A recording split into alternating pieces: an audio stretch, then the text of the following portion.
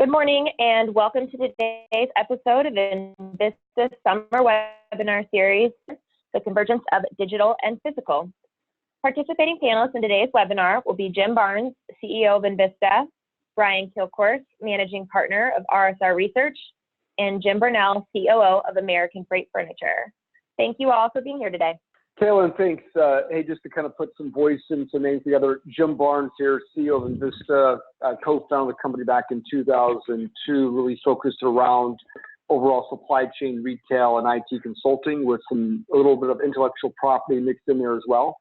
We've got Brian Kilcourse. I'll let Brian kind of introduce himself, and then we'll follow by with Jim Brownell. So, Brian, you want to kind of give us your background?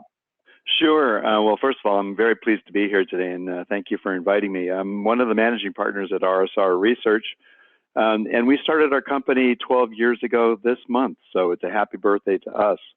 I was a CEO of a B media company before that out of Boston, Massachusetts, and before that I was the CIO and Senior Vice President at Long's Drugstores, which was a drugstore chain on the West Coast of the United States. I've been in retail since college days, so since 1969, which kind of dates me. I love the industry, and I'm glad to participate in its transformation. That's what we're going through right now. So over to you. Thanks, Brian. Jim? Yeah, my name is Jim Brownell. I'm the Chief Operating Officer of American Freight Furniture. We're located in Columbus, Ohio, 160 plus stores. Been in business for 25 years this year. So again, our birthday celebration. So we're trying to enjoy that.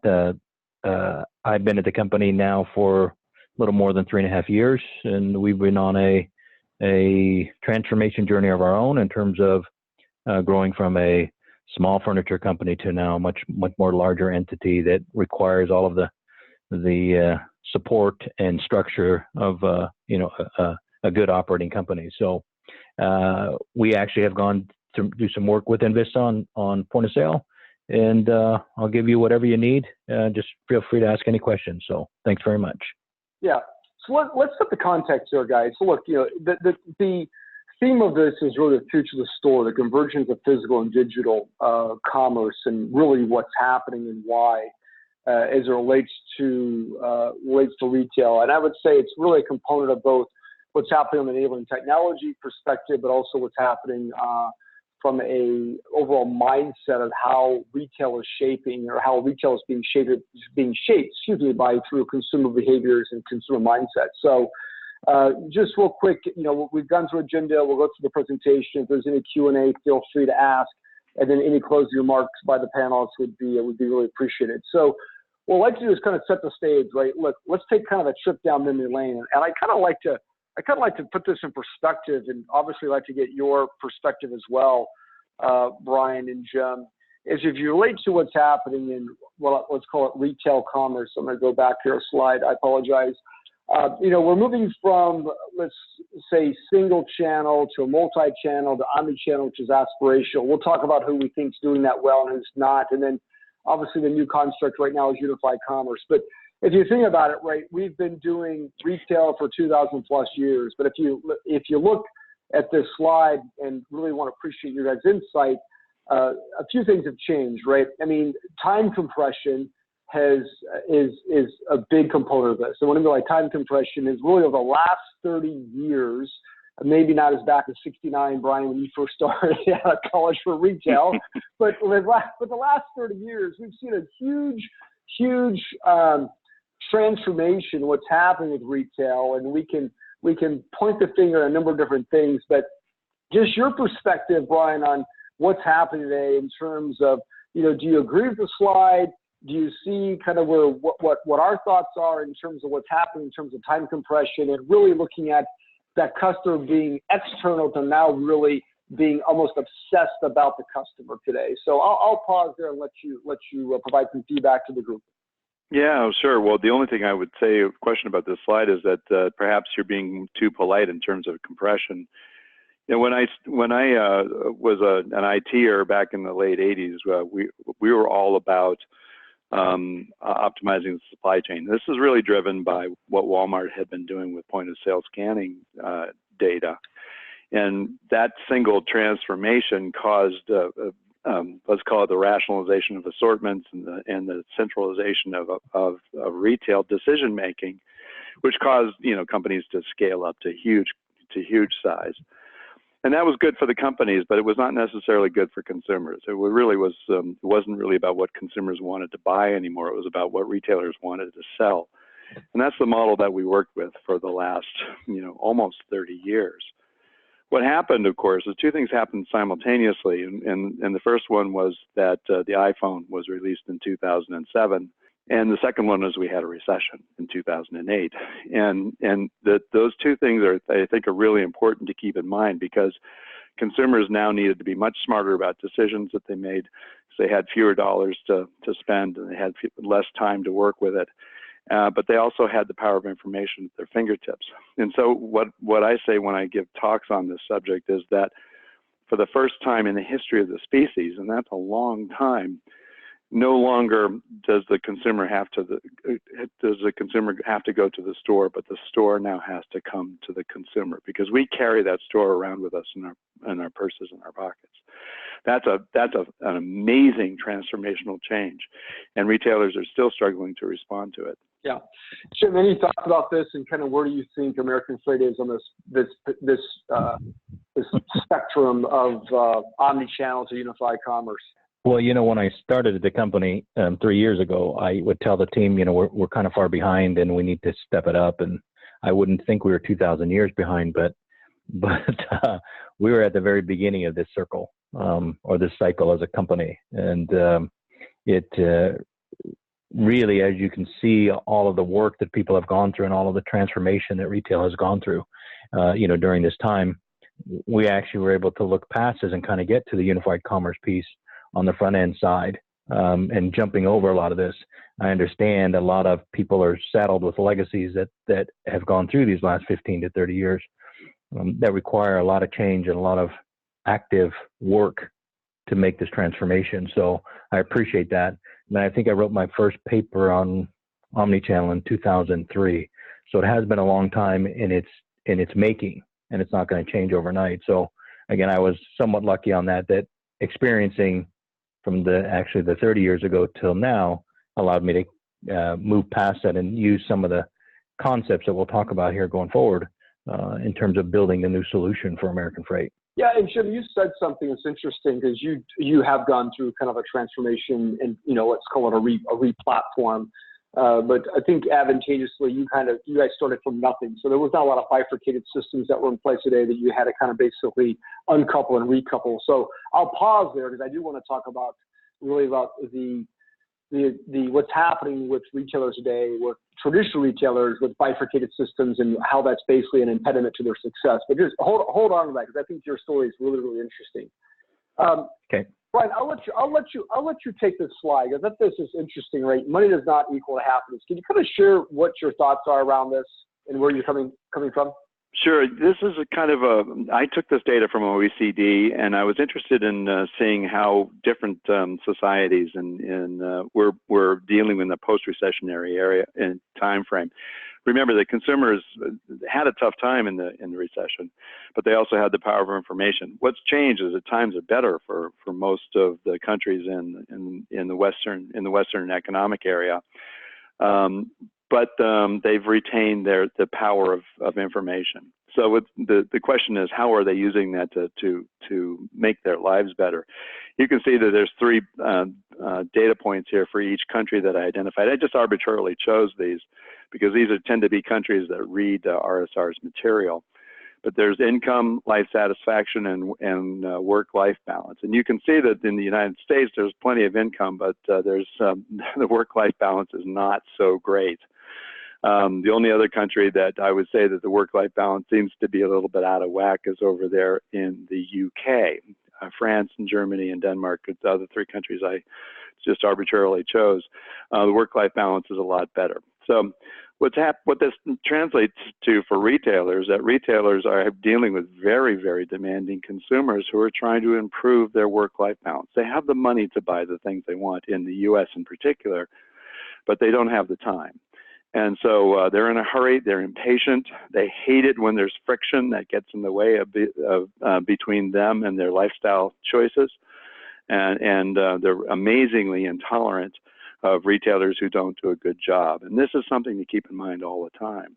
Yeah, I like the correlation. It didn't trigger until that last two sentences that you talked about, Brian, in terms of really time compression, convenience, frictionless, seamless, given the fact that you do have, let's say, disposable income, but if it's not parlayed with making it very convenient for me, then why buy? So I love how you've actually correlated that. It's great. And look, this is it, right? I feel like I'm looking at my family here, right? The future of digital is becoming a birthright.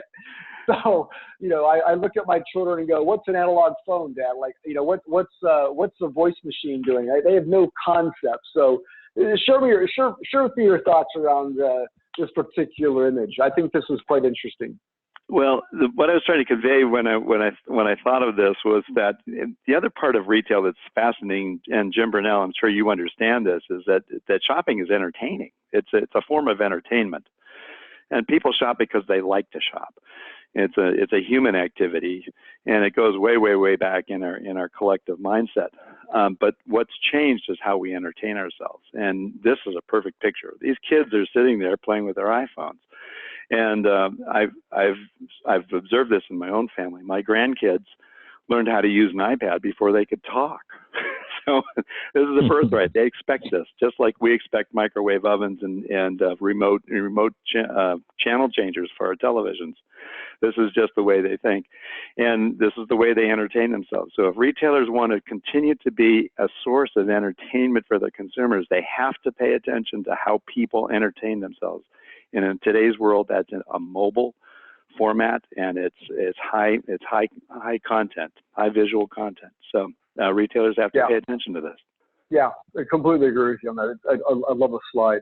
And and so really, what does it mean, right? So people don't buy what they don't want, and they, like you said, I think it's important that the power of information at their fingertips, as you so eloquently stated, right? Shopping is now a 24/7 activity. You add the entertainment component. I'll pick on myself, my own family. I've got a 13-year-old son that plays an Xbox and plays games on his iPad, right? And I've had to put a stop on the bills because of the fact that it's just so easy for him to sit there and say, buy a new skin or buy a new application, right then and there, and the controls that are in place. Again, it just proves a point that entertainment with purchasing can be very, very powerful. So any other thoughts that you'd like to actually share with the actual audience, Brian? Well, basically, that consumers are willing, as I said here, they're willing to pay a fair price for the right solution. They're not willing to pay any price for the wrong solution. This is the key. This is really not about what we want to sell them. It's about what they want to buy. Now, one of the things that's really important to keep in mind is that the demand aggregators like Amazon and Alibaba have managed to reduce the value attributes that retailers have to compete against to be price and availability.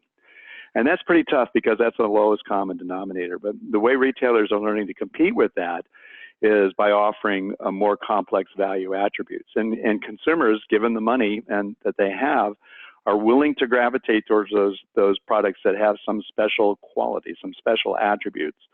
And retailers who are trying to compete against those demand aggregators are learning that that's what they need to do. So the other thing is, I'll mention one more time, is that consumers are amazingly intolerant of friction if they can detect it. Imagine picking a product out on your website and saying it's in stock, and you say, yes, I'll pick it up in store, only to go to the store to discover that it really wasn't in stock. You just lost a customer. So consumers aren't willing to put up with that. And that's today's world that we have to operate in. Yeah, look, it's a great call out, and I added the one around they want it fast and time compression. If you look at the end of the day, product's product, price is price, and you basically start creating somewhat of a commodity today in open market. And so now the question is how you differentiate with yourself, and you can see that differentiation in multiple industries. Amazon's done a great job of that with 2-day Prime. Grocery store chains now are trying to go to 1 hour, if not less, delivery, and you can see time compression as a way to differentiate. And I'll get off my soapbox here in about 30 seconds. And to prove my point that we really do like time, look at what Amazon's done with Amazon Prime. It's over a $7 billion basically industry alone just on time compression. Haven't sold you anything, haven't delivered anything to yet, right? I've just made a promise to you that I'm going to deliver, but I actually haven't delivered. So you can really see the value of time compression and making that expectation and managing that expectation. So look, we'll continue on here. I really kind of like this slide here. I think this is really important, Brian. I'll set this up for you. You know, the shopper journey before digital, before mobile today. Kind of want to walk us through this basically process flow and kind of what your thoughts are there from RSR. Yeah, this is just a quick picture to keep in your mind about the difference between unichannel and omni-channel. And I want to point out that consumers don't see channels, by the way, they just see solutions. So we talk about channels because that's the way we've organized our business, but they don't see it that way. But when you think about the way that we shopped from time immemorial, demand was triggered when we walked inside the store. We looked around the store and we picked out the things that seemed best for our market basket. We purchased it and we walked out. So what that really meant was that demand was initiated in the store and it was fulfilled in the store in one physical place. And this is really what it was. The store was really important in that model. And it was until around 2007. Then it changed. But I think the next picture, if it's in there, is another way to look at it. Demand was created when you walked in the door. It was generated in the aisles and it was fulfilled right there. Now that seemed really complicated when I was trying to automate some of this, and Jim Brownell and I were both working in companies that were trying to make the best of this model. But in fact, this model is now out of date. The new model is the next slide, which talks about the store in the context of a shopping journey, which is largely initiated in the digital space. So one of the big revelations that we've had in the last 15 years is that we thought of the e-commerce as just a separate channel where demand was initiated and fulfilled in one channel and it never left. Much to our surprise, we learned that consumers start the journey in the digital channel even if they plan to finish it in the physical channel. And so the store has to be taken in context to all these other things that are going on, and all those other things by and large are happening in the digital domain. This is the essence of unified commerce. Consumers start their shopping journey wherever they are, wherever they're carrying their telephone, and they fulfill it wherever it makes sense to them in the context of whatever they're doing in their day. It might be their home store, might be a store near work. They might take direct delivery. They might have it delivered to the hotel if they're traveling. It's all the same to them. It's shopping. So that's the new world. Yeah, and Jim, you may want to speak to this because this is interesting with American Freight Furniture's basically transformation in the last 3.5 years since in your tenure there. You've seen this in the furniture retail. I mean, furniture typically isn't something that you actually have seen a lot necessarily online. Obviously, Wayfair is making a huge impact there with what they're doing. Amazon's got certain categories. But you've got an interesting story where really you guys have been really focused around brick and mortar, traditional brick and mortar, but there's some things that you're doing to actually expose additional content to drive different fulfillment strategies. You want to speak about that a little bit, please? Sure. Definitely we're a store-based retailer. Our experience and our understanding with our consumer is that they do still like to come pick it up. You know, the challenge is when you look at the consumer demographics today, and not the traditional ones, but just baby boomers and millennials and Gen Z and Gen Y and so on and so forth, and the characteristics that they carry in terms of how they like to shop, you know, that's even more challenging for retailers today. You know, Brian, said it about, picking up where they want and so on and so forth. It actually gets worse because each one of them has their own concept of what that really means and what it means to them. And so some want to shop in the store and they want that experience. Some don't. I could tell you from a personal experience, I was talking to a shopper. She was looking at a sofa and said, "Hey, does this come with an ottoman?" I said, "Yes, it does." She says, "Okay." And I said, "Well, do you want to, take one of these?" She goes, "Oh, no. My boyfriend found it online." She said, "Something just like this." I said, "Okay."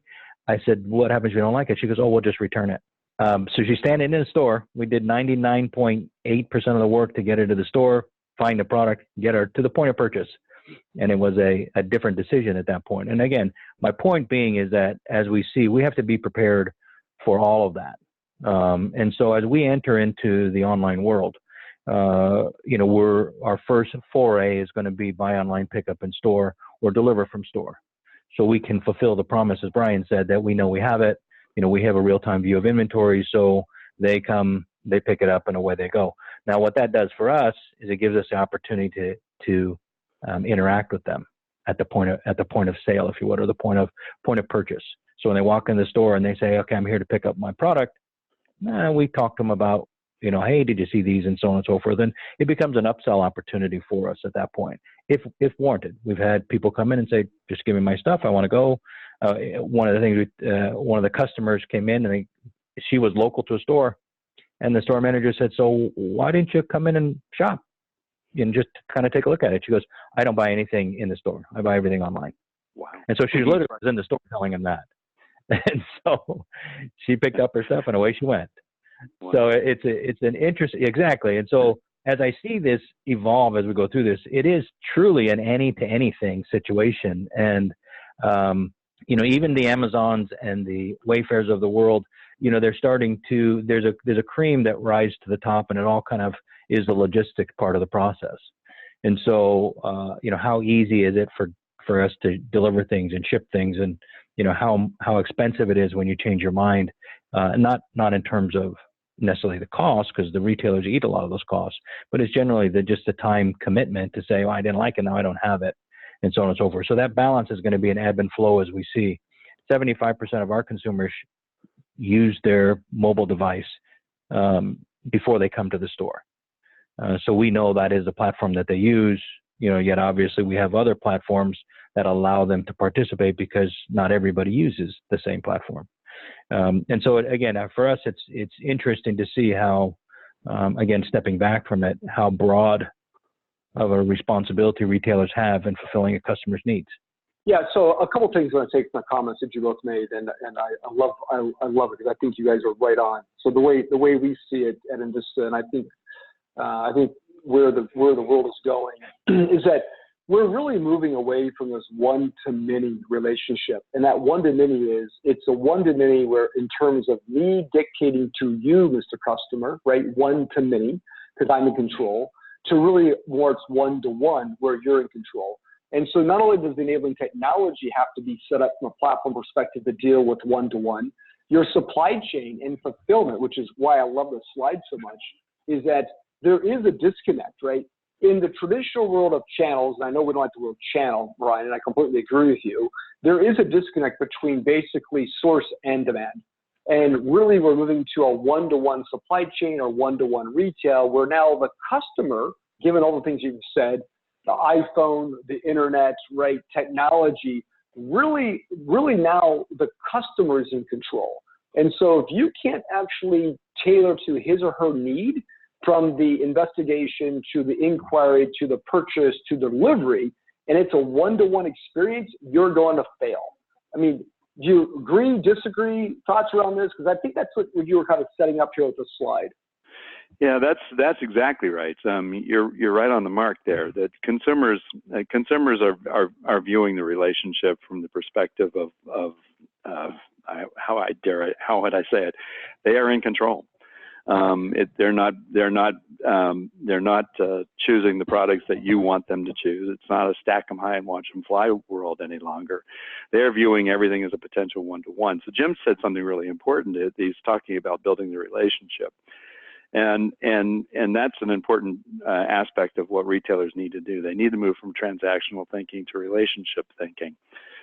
This particular slide is fascinating to me because it talks to one of the biggest challenges that retail technologists have, and that's that everything that we've done to this point is with the assumption that demand starts and ends in one physical place. Our supply chains are built that way. Our buying systems are built that way. Our selling systems are all built that way.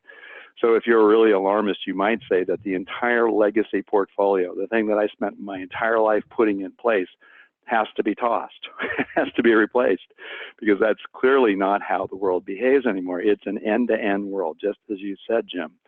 And we have to design our systems to be able to respond to that end-to-end demand. Well, and if you think about it, right, from a platform perspective, without being too esoteric, we're really moving from a linear relationship to a network, right? You're really building a social network that it can evaluate consumer behavior, consumer attributes, along with inventory attributes and inventory behavior. You add price, you add promotion to it, but it's no longer linear thinking. It's really network thinking. So love this. And look, I'll just take this slide real quick, the age of digital transformation. I think the point of the slide is, look, the store's not dying. And I think what you're hearing and what you heard Jim Brownell said is that obviously they're very, very brick and mortar focused. The physical store isn't really dying. I mean, granted, e-com today is roughly about 10%. I think the last statistic I saw is about 10.1% of total retail sales. So it's growing, it's compounding at a very, very aggressive growth, but the physical store isn't dying. And I think that's kind of where I want to go to this next slide, Brian, with you, kind of set this up that, you know, the physical store does live on. So you want to add some color commentary in terms of some of the research that you guys have done here recently? And this is, look, what's this brand new, guys? This is like this has not even been published yet. Yeah. So yeah, you're seeing it first. We're seeing it first. I love it. I love it. Awesome. This is from a forthcoming study that we do on the store, and I thought this was great. So basically, we're asking retailers on what's the role of the store in their total value proposition to consumers, and you can see that we broke it up from fast-moving consumer goods, that's food and drug, and general merchandise. So let's think of those the big boxes like Target, fashion, and hard goods, and it's easy to figure out. But you can see that to a great extent, retailers really feel that the store continues to be the primary interface to their customer. And that's because 90% of the business still flows through the store. But this is the other interesting thing. It's also the primary point of customer order fulfillment. Retailers have come to realize that their forward position inventory for an omni-channel order is the store. So BOPUS is getting really big. And you can see that I put a little arrow down there to show that the top opportunity for retailers, especially what we call retail winners or overperformers, is to offer more fulfillment options, not less, but more, because consumers are demanding it. So the store is still very, very important to the retail equation. It's not the center of the retail equation any longer. It's nodal to an enterprise selling environment or a network, just as you said. Yeah, love it. Yeah, and this was interesting as well. I mean, even though, you know, you said the retailers know the challenges still remain. So again, you want to speak just real briefly to the research you've done here? Well, this is fascinating. Again, we broke it out by industry because it tells an interesting story. Food and drug guys are most worried that consumers have become trained to serve themselves, and they want more technology to do it. Well, guess who trained those consumers to serve themselves? The self-service model was perfected in the FMCG world, and now they're realizing that the way consumers want to serve themselves is with technology. Well, you go to most grocery stores in America, and what you'll find is the only technology you're going to find is at the checkout stand. I'm here to tell everybody that the job is done at that point. You've either done a good job or a bad job. Consumers now want to be able to get to technology, to get to information in aisle so that they can make the right decisions. And this is the big aha moment for those retailers. And the other thing that, of course, FMCGs are worried about is that online competitors, and we're talking specifically about Amazon, are able to innovate too quickly. So they know that no longer can they live with systems that, as I've jokingly referred to, are old enough to drink legally.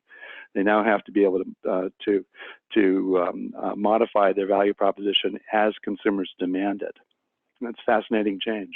Yeah, it's definitely fascinating. I have to actually be sitting in Pittsburgh at a hotel visiting one of those grocery store retailers. I won't mention them, but it's exactly the challenge that they're going through today, right? Right. Center store comps being relatively flat or negative, and e-com digital growing at 60+ percentage basis points, right? Over year. And a lot of that is because of what we talked about: convenience, time compression, frictionless, right? Type shopper. So definitely it's an interesting time. And look, I won't spend a lot of time on this. This was actually from another analyst firm that's out there. I won't name them, but this just basically it speaks to the volume of how much, and Jim Brownell, you said this, right, where your shoppers start and where they end, right? So they're starting on digital and they're ending up actually in the physical store. So they're looking to do research, looking at product content, looking at specs, looking at colors, attributes, variants, etc., looking at price, but also something that I find is very, very interesting, which if you're listening, I'm so surprised by this, that just exposing inventory at the store level, forget the fact that you can do BOPUS, forget the fact that you can do ship from store, forget the fact that you can even enable fulfillment, just exposing the inventory of saying, I got it. So if I put in my zip code, I've got the actual merchandise, come get it, right?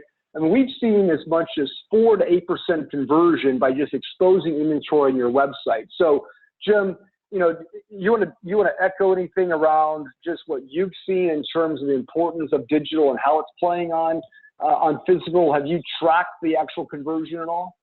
Yeah, we haven't yet, and the challenge is getting to that customer after post experience and kind of getting all this information.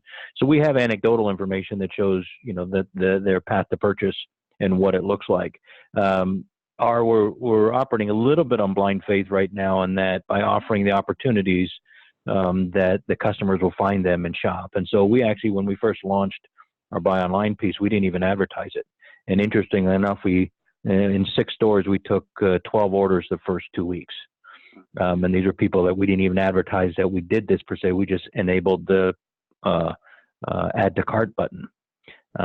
So it was an interesting phenomenon to watch. And like I said, I think they will find the path to purchase that makes sense, for them as part of this process. I got to interrupting for just a second. One of our compadres in the research world, this is IHS. They had an interesting data point. IHL, excuse me. They came up with a data point that something like 27% of Amazon sales can be attributed to customers not being able to find available inventory on a retailer's site first. So think about what that means. Consumer went to the retailer's site, couldn't find available inventory, and said, "Oh, the heck with it," and went over to Amazon. Yeah. Look, I'm one of those people. That happens to me all the time, right? I am a brand loyalist, but if you inconvenience me, or if you can't delight me, if you can't set the expectation, I will go to Amazon because I know I can get the product within 2 days. So, right. Look, I'll set this up. I get this question asked all the time, Jim, in terms of really what is physical and digital transformation, what does it require? And we've all kind of touched upon this, but I'll put this up because we've got some supporting slides to back this up, Brian and Jim.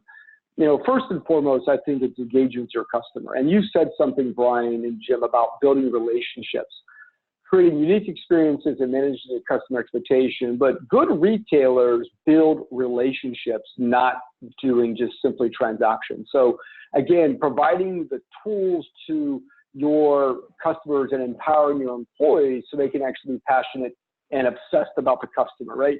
The other piece we talked about is really optimizing your operations. In today's world, you cannot be successful if you cannot make the promise and keep the promise, and having a strong, ubiquitous, basically supply chain that supports that customer base.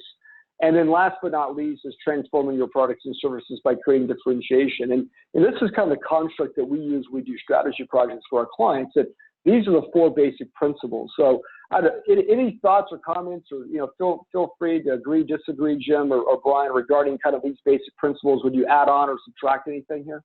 This looks like good. This gets back to something that I remember reading a book in the late 90s by Peppers and Rogers about one-to-one.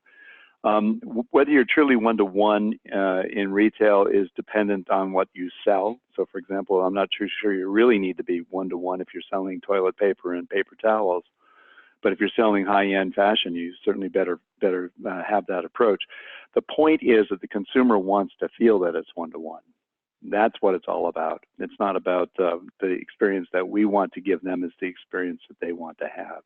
Yeah, Brian, I think that is actually a great point, in that consumers, like you said, once they establish that, they want it to be that kind of situation, that they get the whether it is buying toilet paper or it is buying something like, for us, a sofa, they want it to be, as, and we use the term frictionless, right? As frictionless as possible and as easy as possible. And that however they get there and however you connect with them, they're separate processes, right? You can entice them to come, and do certain things. And that's a whole different kind of paradigm. Or they can find you and say, hey, they have this too, and you have to provide for that capability as well. But the whole fulfillment process and the customer experience process is similar. They don't care how they got it here. I mean, I go through this discussion every day at work. They're like, well, they want to know how it's getting there. I said, no, they don't. They just want to know when it's getting there. Right. So whether it's UPS or FedEx or anybody else, the local courier, as long as they know the day it's coming, they actually don't care. And so the most important thing is, when am I getting it? What am I getting and when am I getting it? And everything else they really don't care about, because that's what we've trained them in this world, that somebody will show up on their door at a certain period of time and here's your stuff. Yeah, I'll set this slide up, and I'd like to get your guys' thoughts on it, because I love your I love your comment around technology being 21 years old and being able to be legally drink. I love that, right, Brian? So thank you for that. I'm actually going to use that in a future presentation. So go for it. If I can plagiarize it, I love that. Because here's the reality, right? If you think about this, I'll set this up. I'll date myself. I remember the first internet organization I worked with was back in the day, was a company called Cutter and Buck. And if you're familiar with Cutter and Buck Golf Apparel, this is the late 90s, 2000 timeframe.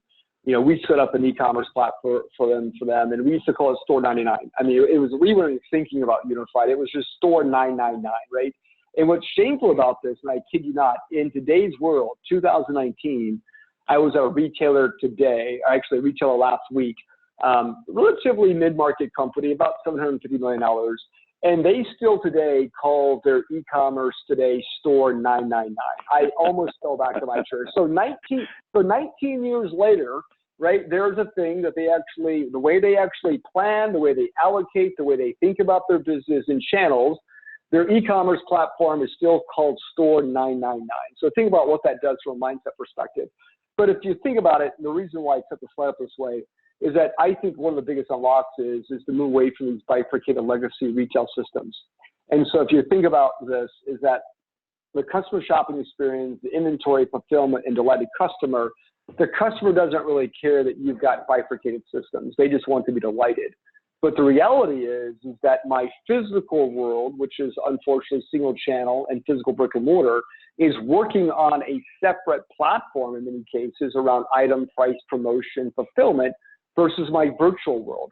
But if you think about the constructs of those, right, and flipping to the next slide, what's important to be unified is that you've got inventory visibility. Jim, you talked about inventory visibility, right? I've got omni-channel fulfillment. I've got product, price, and promotion that's unified regardless of how I sell it to him or her. And I've got multiple ways I can actually engage. So I'll pause there. And then ultimately the center of that is having a 350-degree view of the customer in terms of what they bought, what they returned, et cetera. So what do you think about this? Are we on point here? Any thoughts in terms of, Jim, the things that you're doing at American Freight Furniture? This is kind of how you see your world. Yes or no? No, I think the thing is that I don't think there's any much question in terms of what the future should look like. I think people will sit down and realize that, yeah, this is what the future would look like. The challenge is always getting there, and how do you build that path to get there in the most effective, efficient way? And both of those meaning obviously less cost and less time, because the problem is at hand. The problem is now. And I think there was a comment back in the slide about keeping up with the other fast-paced technology companies, and how do you do that in today's world? And that's always been the challenge with this problem. Brian responded to it earlier on in the conversation about the timing, the 30 years, 15, and so on and so forth, and the acceleration of that. And it really is here now. And like I said, so I think the good thing about it is there's really no discussion about what it should look like. It's really how to get there. And again, we were fortunate to be able to leapfrog some of this and not have to go back and cobble together all the legacy systems during the transition. We're actually able to leapfrog ahead of that. But I think a clarity about what it looks like is obviously the first step in getting there. And Brian, you said something I thought was interesting. It was before our call. Is that just the way that software today, and again, I'm trying to make this too much of a technology discussion, but today with the cloud, and I would call it native cloud, not just hosting, but truly native cloud applications that are built today on that platform, are really making it affordable for those mid-market, even those SMB guys, to compete and actually play very, very well compared to having this massive checkbook. So I thought that was an interesting statement you made. So to set this up, so improve the shopping experience, let's get to the physical store a little bit and talk about this, Brian. I thought this was kind of some interesting research that you guys have done. So you want to share with the audience, please? Yeah, this is brand new and it's specific to the store. And keep in mind that in this new world that we're operating in, the store is nodal to an enterprise selling environment. And that's important to keep in mind. So that means some important things. One of the things it means is that you have 360 degrees of visibility into three important information assets. One is customer, the other is inventory, and the third is product. Now, I will tell you in all candor that retailers are continuing to struggle to do all three of those, and they're not alone, by the way. I mean, I was just at a Salesforce conference last week, and Salesforce has several different clouds, and guess what one of their biggest agendas is? It's 360 degree of visibility into their customers. So they're doing the same things that retailers have to do. But back to the store for just a second, there's an interesting difference of opinion between overperformers and everybody else, and you can see what it is. When it comes to shopping, let's talk about putting information into the hands of decision makers, and those are the consumers, while they're in the store, not while they're at the checkout stand or in the comfort of their home. So they're actually in the store. What are the technologies that are needed? And top of that list is customer Wi-Fi portals. And I am stunned. I have to tell you that I am stunned that 36% of retailers in this study, average and underperformers, see that, but the rest of them don't. That's a big number. Interactive displays, winners, you can see that's much more important, and you can go down the list. The difference between winners and everybody else is that, and we see this pretty consistency in our research, is that winners see the value of putting information into the hands of decision makers. And in this context, the decision makers are the consumers. By the same token, when they're looking at checkout, this is the last thing. We used to call this the moment of truth. Retail winners are also experimenting a lot. Once again, you'll see customer Wi-Fi portals and the customer mobile app come into play. But the interesting thing here is that winners are also looking at instant checkout. Now, whether you love that or hate that, you have to give Amazon credit for having created the dialogue. I've taken a look at the Amazon Go stores and some of the competitors. There's a lot of interesting stuff going on. The point is the winners are experimenting with this stuff. Will it work or will it fail? Who knows? We'll find out. But you can see that they certainly are taking it seriously. Where underperformers, 59% of them aren't. They're not taking it seriously. So this is a huge difference. The thing, if I could blur my eyes and say, what's the learning from this? And that is that retail winners understand the importance of putting information into the hands of decision makers, and average and underperformers do not. And that's really important. Well, and the other thing about this, like just organizationally, right? I mean, if a lot of retailers today, right or wrong, are running at flat comps, maybe they're doing 1%, 2%, maybe let's say it's 5% comp on an annual basis, right? But organizationally, right? Think about this: if I'm comping flat, if I'm losing money, if I'm highly leveraged, so I got a private equity firm that's taking out huge chunks of change, which I won't get on my soapbox around how private equity has destroyed retail over the last 10 years. But here or there, I mean, you got to have a mindset, right, that's fearless and that's competitive about basically staying ahead of the competition. And right or wrong, Amazon, I think, does a good job of that, right? They're always looking for the next thing in terms of what's going to be competitive and how they're actually looking to revolutionize. And look, the Amazon to go, I've been to Amazon to go stores, and they're not.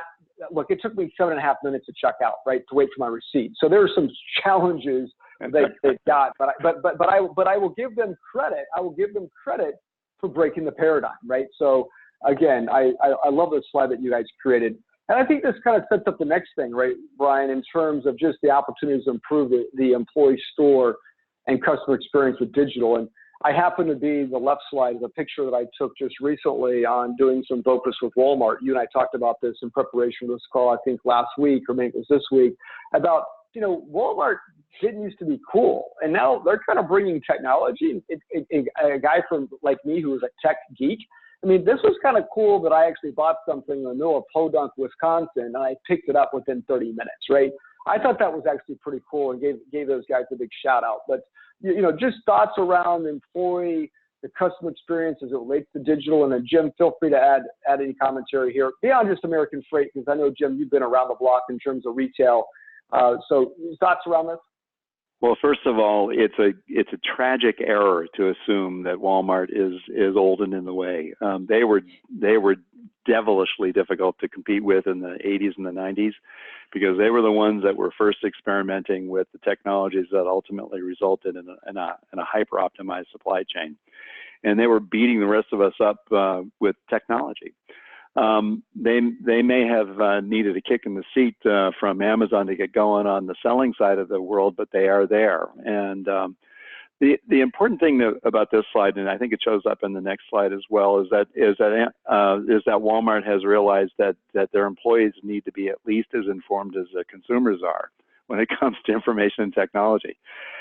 This is a slide from this new study, and this one deserves a cheer. We should be standing up and cheering, because for the first time since we've been asking this question, and we've been asking it since 2007, a majority of retailers believe that technology can create a competitive advantage in the store, and that they need to tool their employees with the same technologies that are available to consumers. This is a big hurrah.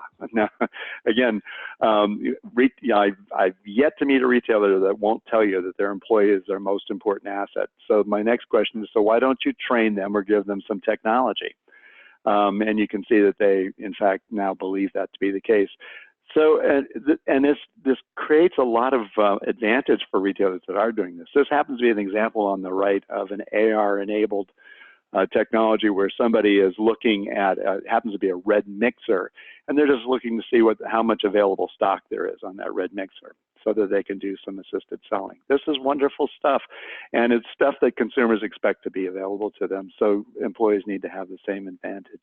So this is good news.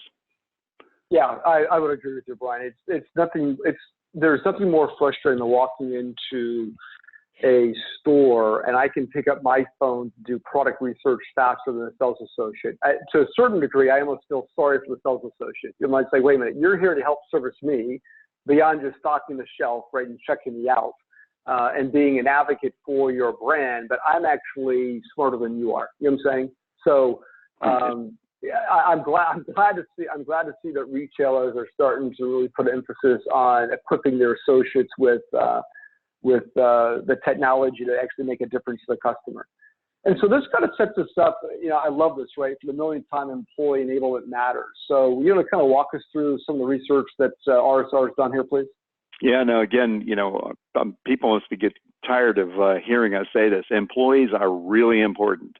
There's nothing worse than for a customer to walk in with their iPhone and say, hey, look, it says you have it in stock, but I can't find it.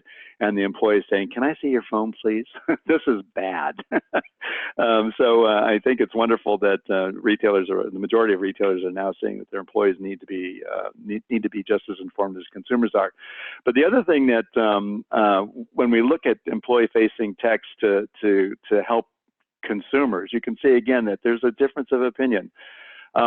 Retail winners and others generally agree that they need to have in-store fulfillment options. That's the big aha in the last 2 years after retailers got done being freaked out by the so-called retail apocalypse. But there's other things that there's a big difference of opinion, and you can read down them. Real-time cross-channel inventory visibility, why isn't that important to all retailers? Real-time cross-channel customer order visibility, why isn't that important to all retailers? Mobile point of sale, we can see that. Employee mobile communications. About the only thing that retail winners and others agree on is that employee scheduling and task management capabilities are important. And that's old school, right? That's not news. Jim Brownell and I both implemented employee scheduling systems in our day, and that's nothing new. But the rest of these things point to the difference between winners and everybody else. Winners are much more serious about empowering employees to help consumers than average and underperformers are. Jim, speak to Jim Brownell. Speak to this concept of your stores? Because your stores are 25 to 35,000 square feet in size, and maybe even bigger once you start adding the actual backstock room, because it's almost a warehouse. But that concept of being, I think there needs to be definition when we say mobile.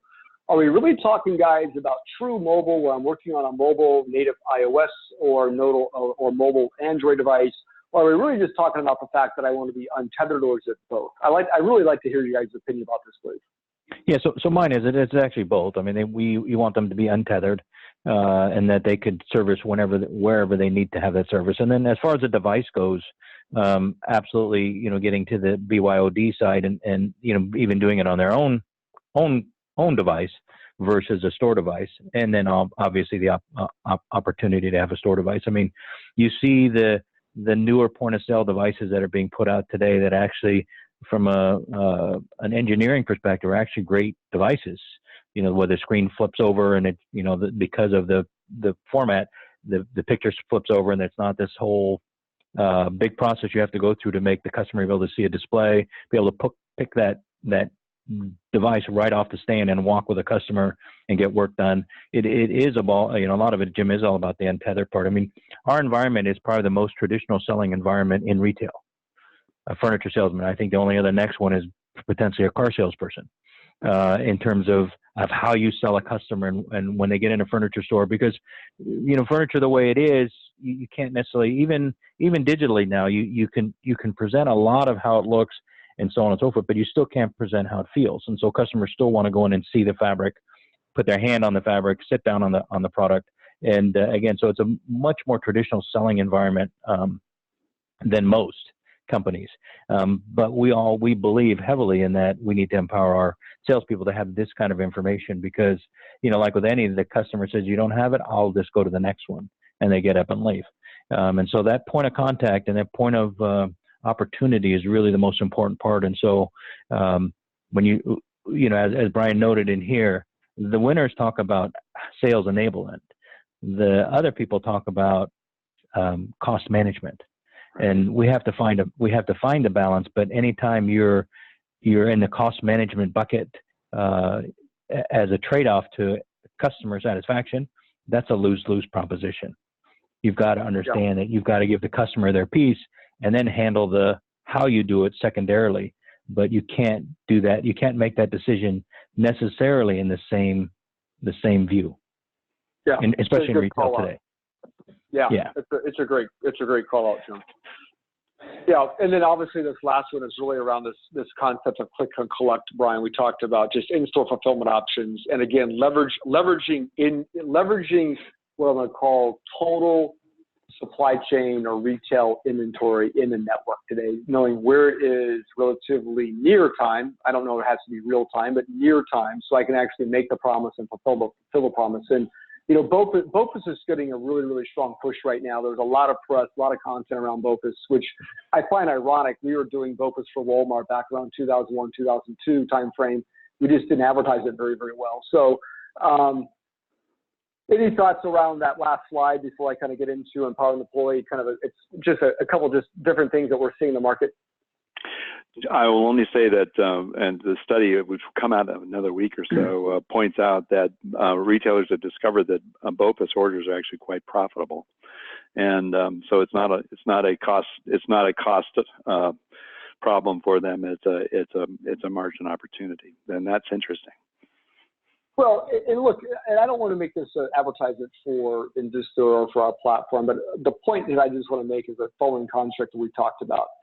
You know, it is truly about having enterprise inventory visibility. You know, I don't have it, but let me find it and I'll get it to you. And training the sales associate to have that mindset, right? They are truly a sales associate. They're not order takers, right? They can be, but a good salesperson, if they're commission-based or non-commission-based, and Jim, most of your folks are commission-based, it's like, look, I don't have it, I'll get it to you. But I have to equip them with some level of confidence, to make that promise and keep that promise. So I'm just emphasizing the need that traditional point of sale systems really have been much more transactional versus relationship based, and that's really the construct of this slide. And the next one, which just drives me crazy, and I won't pick on the luxury retail brand, but they're relatively sizable, is those fulfillment options. I mean, your point of sale platform today, again, I don't have it, let me find it, let me get it to you, has to have the ability to actually create those fulfillment options at the line level, allowing the sales associate to like that customer. So again, if it's not a needs business and it's a wants business and there's a sense of immediacy, then I've got to be able to sit there and say, look, I can get it to you. How do you want me to get it to you, right? And give that customer the option. So, and then again, my tagline there is order management is now the new point of sale. So, without having that order orchestration engine to fulfill it, it's very, very difficult to actually accomplish that. So, Jim, thoughts or Brian, thoughts around this construct today around OMSs and UPOS? I'll say this because we do travel a lot, and that order management really is the center of the new selling environment. And some retailers are still holding on to the notion that the point of sale is still the center of the selling environment, the selling universe, and that's just not true. It's actually the tail of that. OMS needs to be the center of all of your selling activity, whether it results in a store sale or a direct-to-consumer sale or something else. And that's number one. And number two, any employee throughout the enterprise has to be able to see the order status so that they can serve the customer when they get asked a question. Yeah, and then again, we say my point is start with focus, right? So right. Again, why? Improves revenue, store high costs, right? I mean, obviously we've seen it today with a number of our retailers that have done BOPUS, and we're seeing improved comps in same-store sales. I mean, the other thing is it increases store traffic, right? Opportunity to increase basket size, upsell, cross-sells, improves digital conversion. I will tell you that it's the easiest to operate, it's easiest to implement from an operational perspective, but systemically, it's obviously a challenge due to the fact that events, task management, payment, returns, et cetera, can be a challenge. So I know, Jim, that you guys are focused really, really heavily on BOPUS, and you kind of gave us some insight to that. You kind of did it opportunistic. I say opportunistic. You did it without branding it. Are you branding it now? Are you seeing a difference in overall sales? We're just starting that process, so we're not seeing that difference yet. But all of these benefits we actually are seeing on our limited scale, and primarily is the driving obviously the customer interaction piece, because it gives us the ability to upsell and give them a better option, but it also allows that relationship to develop at the store. So again, we are seeing all the benefits, but we just haven't gotten the scale to evaluate it yet. Yeah, and the last comment about this, and I know we've got about 2 minutes, we got to wrap it up here. We're really kind of hitting our time limit. But I find it amazing for those, and again, I shop and buy all the time, quite frankly, to just evaluate what retailers are doing. I have not found anybody that does BOPUS from a clienteling perspective very well. And what I'm saying by this, guys, and I want your opinion on this, is that, look, I know who you are. I know when you're to come in, and you do nothing to greet me. You do nothing to actually improve the relationship that you have with me. And the worst part is you got me. I mean, I'm coming in. It's like I'm almost made an appointment. You know me. And you still don't take advantage of the fact I'm coming in the door. I just find that amazing. Your guys' thoughts around that? Am I crazy for thinking that? No, you're not crazy. There's room for improvement. Let's put it that way. There's one retailer that I watch in particular, actually two that I like to watch. One is the John Lewis partnership in England. They've been at BOPUS for a long time, and they're really working hard to turn it into a delightful experience. Also has some other side benefits. It reduces return to stocks from direct-to-consumer return. So that's another story. The other one I like to watch is REI. Now, I don't know whether you're an REI shopper or not, but it is really fun to watch them. I am an REI bigot. I love REI, and I would tell you why. Product knowledge, right? Absolutely. So, they absolutely have this nailed. And they really do a pretty decent job of making sure that no matter how you initiate the conversation with them, they have an answer for you. Look, just a few more things here. I'm going to kind of skip this slide. I apologize. I'm going to go into kind of call to actions and really wrap this thing up. Brian, you want to kind of set the stage in terms of call to actions and recommendations, and then Jim, you and I can kind of fill in and add color commentary. But Brian, I'll give you the courtesy to finish this last slide, sir. Well, thanks. You know, I'm an information geek, as you know. But even if I wasn't an information geek, I'd tell you that what is really going on underneath here is that we are moving to an information-oriented architecture, and that the key to bringing any of these things forward is you have to have inventory visibility, you have to have customer order visibility, and you have to have product visibility. It has to be real-time, and it has to be enterprise-wide. That's a tall order. It's a really big problem, and winning retailers have been working at these things for years. It's not a small change, but it's an important change. The next one that you have to think about is people don't talk about it much, but make sure that your corporate network is ready and capable of handling this new type of exchange of data and business function and UI. Consider customer access to these corporate assets via an opt-in portal. Winning retailers are doing that. But be sure that you establish clear and unambiguous security and privacy policies. What's going on in the world right now is kind of frightening. So, and to that point, monitor everything, monitor every step of the way. And for customers, employees, and partners, identity and device management issues are really important. These are IT issues, but they're really important ones. We don't talk about them enough. Your demand forecast must consider non-store demand for store inventory. This is a huge issue. This could be a webinar all on its own. We won't go into it too much here. But remember, the flip side of BOPUS is BORUS, buy online, pick and return in store. And so you have to establish a returns handling process. The two things that need to be paid particular attention to is how will employees handle the inventory and how will customers be reimbursed. And finally, the last thing I would say is probably the most important: start experimenting. Have your own skunk works or work with your technology partners to establish the skunk works, to try ideas out, learn how to fail fast so you don't waste a lot of time and money. But good ideas need to be tested in an environment where testing is easy to do, and then start rolling it out to your stores, because consumers adopt technologies very, very quickly. You have to be as fast as they are. Yeah, Jim, final comment, sir? Yeah, mine was just I agree on this side with Brian and what you have put forward. I think the other thing is just also understand your compensation structure and how people are paid. People are coin operated in this world, and you really got to understand it, because that's so powerful. You don't think about it, but it really is very powerful in terms of behavior and how they either utilize the system and utilize this technology as you see it, or they find a way around it to benefit themselves, which in many cases undermines the customer experience. So pay attention to that side as well. And obviously organizational structures as well sometimes make this a much more daunting challenge to change this type of technology. So it's a company-wide process. It's not just a technology or a store operations process. It actually is a company-wide process. So pay attention to that.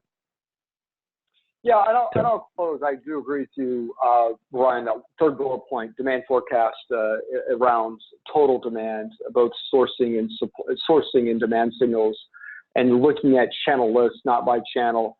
The other thing that actually we're going to be speaking about this, I think, in our next webinar series, which is next week, is really around AI and how AI can be used. It's just not an acronym. It can be leveraged, both machine learning and AI, to actually evaluate more, let's call it fulfillment options. And I won't get too much into it, but more dynamic optimization around order orchestration. There's some things that we're doing to actually evaluate this with the University of Northwestern and a couple of PhDs we're working with, which is really, really kind of exciting. It's got me excited as an OR guy.